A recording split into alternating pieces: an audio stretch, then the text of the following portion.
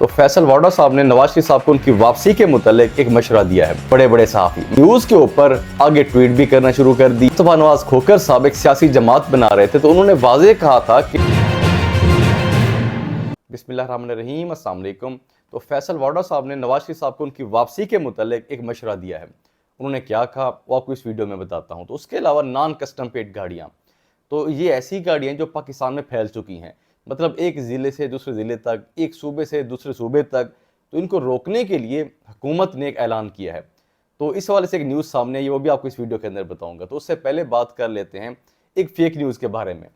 یہ اسکرین کے اوپر آپ دیکھ رہے ہیں فیصل واڈا صاحب کا بیان۔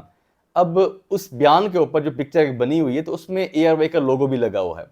حقیقت اس کی یہ ہے کہ فیصل واڈا صاحب کا کوئی یہ بیان نہیں ہے، اور یہ جو پکچر ہے اے آر وائی کی طرف سے نہیں بنائی گئی۔ ویسے آپ کو پہلے پڑھ کے سنا دوں تو لکھا ہوا ہے کہ چیئرمین پی ٹی آئی کو پہلے سے دل کا تکلیف تھا۔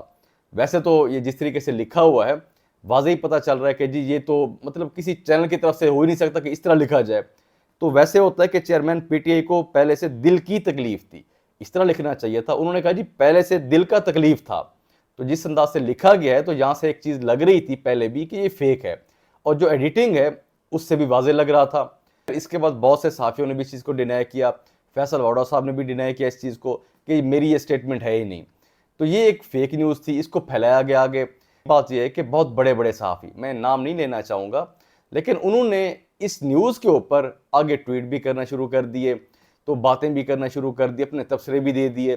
انہوں نے یہ نہیں کیا کہ اے آر وائی کے اندر کسی کو کال کر لی جائے، پوچھ لیا جائے ان سے، فیصل واڈا صاحب کو کال کر لی جائے، مطلب کسی کو کال کر کے پوچھ لیا جائے کہ حقیقت کیا ہے اس کی، لیکن نہیں کیا گیا۔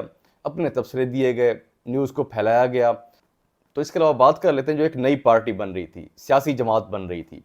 تو مصطفیٰ نواز کھوکھر صاحب ایک سیاسی جماعت بنا رہے تھے تو انہوں نے واضح کہا تھا کہ شاہد خاقان عباسی صاحب اگر میرا ساتھ دیں گے تو تب میں پارٹی بناؤں گا، اگر وہ ساتھ نہیں دیں گے تو یہ پارٹی نہیں بنے گی۔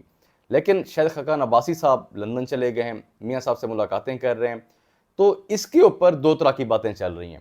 تو کچھ صحافی یہ بھی کہہ رہے ہیں کہ ہو سکتا ہے کہ وہ مطلب آخری ملاقات کرنے گئے ہوں اور یہ چیز ایک کلیئر کر کے ہیں کہ جی میں آپ سے علیحدہ ہو رہا ہوں، میں اپنی پارٹی بنا رہا ہوں۔ اور کچھ یہ بھی کہہ رہے ہیں کہ شاہد خاقان عباسی صاحب اپنی ٹکٹ کے لیے اور اپنے گروپس کی ٹکٹس کے لیے بات کرنے گئے ہوئے ہیں۔ تو دیکھیں اس طرح کی باتیں چل رہی ہیں، لیکن جو مجھے لگتا ہے نواز شریف صاحب کا ساتھ نہیں چھوڑیں گے وہ، کیونکہ انہوں نے ایک سٹیٹمنٹ واضح دی تھی۔ انہوں نے کہا تھا کہ نواز شریف صاحب کے بعد اب مطلب میرا نون لیگ کے اندر بنتا نہیں ہے رہنا، کیونکہ جو مریم نواز صاحبہ ہیں، حمزہ شہباز صاحب ہیں، مجھ سے کافی چھوٹے ہیں، تو میں ان کے ساتھ نہیں چل سکتا آگے۔ یہ ان کی سٹیٹمنٹ تھی۔ تو اب اگر میاں صاحب واپس آ رہے ہیں تو میرے خیال سے وہ ان کو نہیں چھوڑیں گے۔ تو یہ خیر آگے دیکھیں گے کیا ڈیولپمنٹس ہوتی ہیں۔ تو فیصل واڈا صاحب کی بات کرتے ہیں۔ خبر یہ ہے کہ سابق وفاقی وزیر فیصل واڈا نے سابق وزیر اعظم نواز شریف کو وطن واپس نہ آنے کا مشورہ دے دیا۔ جیو نیوز کے پروگرام کیپٹل ٹاک میں گفتگو کرتے ہوئے سابق وزیر فیصل واڈا نے کہا کہ نون لیگ کا سافٹ ویئر اپڈیٹ ہو گیا ہے، نواز شریف کو واپس نہیں آنا چاہیے۔ مریم نواز کے جلسے میں 500 لوگ نہیں تھے تو 5 لاکھ لوگ مینار پاکستان کیسے آئیں گے؟